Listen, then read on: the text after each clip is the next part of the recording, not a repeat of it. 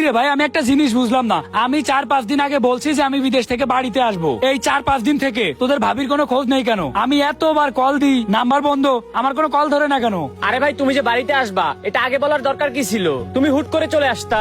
আগের থেকে বলার দরকার কি ছিল মানে? এই আমি বিদেশ থেকে বাড়িতে আসবো, এটা তোদেরকে আগের থেকে জানাবো না?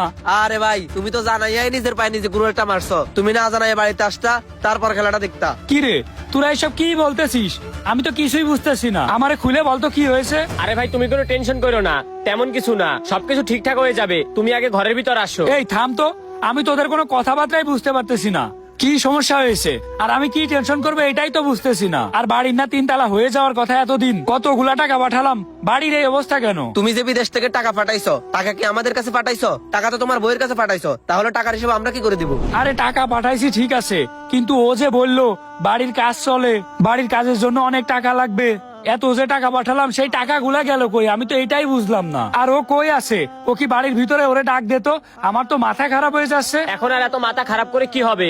যা হবার সেটা হয়ে গেছে। এই তোদের সমস্যা কি রে? বারবার বলতেছিস যা হওয়ার তা হয়েই গেছে, যাওয়ার তার হয়েই গেছে, কি হয়েছে সেটা তো বলবি। তোমার বউ ওই পাড়ার মফিজের ছেলের সাথে টাকা পয়সা সব নিয়ে বাইকে গেছে। কি? মফিজ কাকার ছেলে? মফিজ কাকার তো একটাই ছেলে, নাইম। নাইমের সাথে ভাইগা গেছে? হ্যাঁ, নাইমের সাথেই গেছে। তোমারে আমরা কতবার করে বলছি ভাবির কাছে এত টাকা পয়সা দিও না, এত বিশ্বাস করো না। তুমি তো আমাদের কোনো কথাই শুনলা না। কি?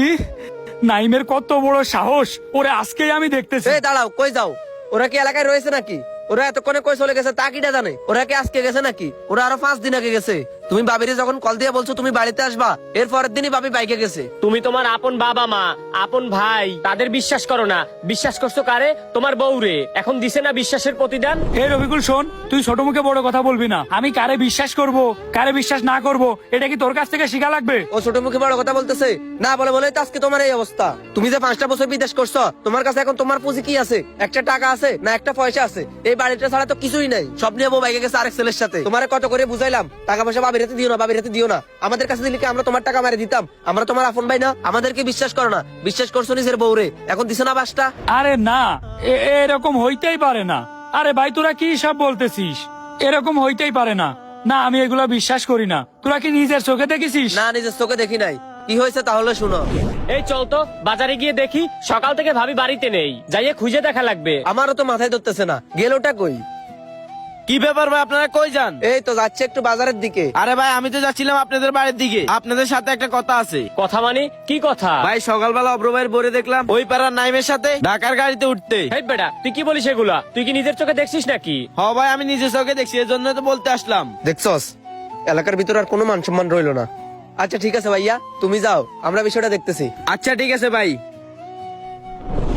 শুনো ভাই, অন্ধবিশ্বাস করা ঠিক না। তুমি নিজের মা বাপ ভাইদেরকে বিশ্বাস করো না, বিশ্বাস করো তোমার বউরে।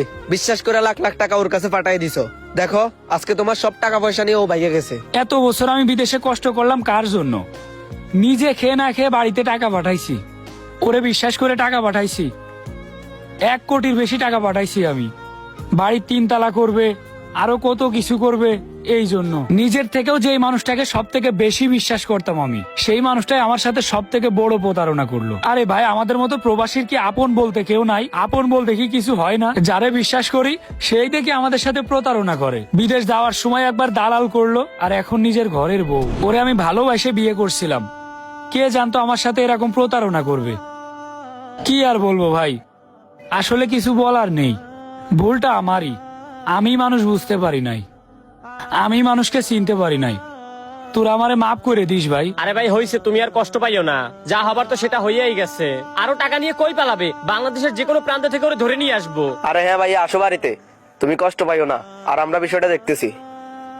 ভাইয়েরা প্রবাসে থাকেন আর নিজের মা বাপের থেকেও বউরে বেশি আপন মনে করেন। আপনাদের উদ্দেশ্যে একটা কথা বলতে চাই, নিজের মা বাপ ভাই বোন এরাই হচ্ছে জীবনের সব থেকে বড় আপন ব্যক্তি। এদেরকে অবহেলা করবেন আর নিজের বউরে জীবনের সব থেকে বেশি বিশ্বাস করবেন, তাইলে মনে করবেন সব থেকে বড় ধরাটা আপনিই খাবেন। আর মানুষকে যত কম বিশ্বাস করবেন জীবনে তত ভালো থাকবেন। ভিডিওটা কেমন লাগলো সবাই অবশ্যই কমেন্ট করে জানাবেন। ভালো লাগলে অবশ্যই একটা শেয়ার করে দিবেন।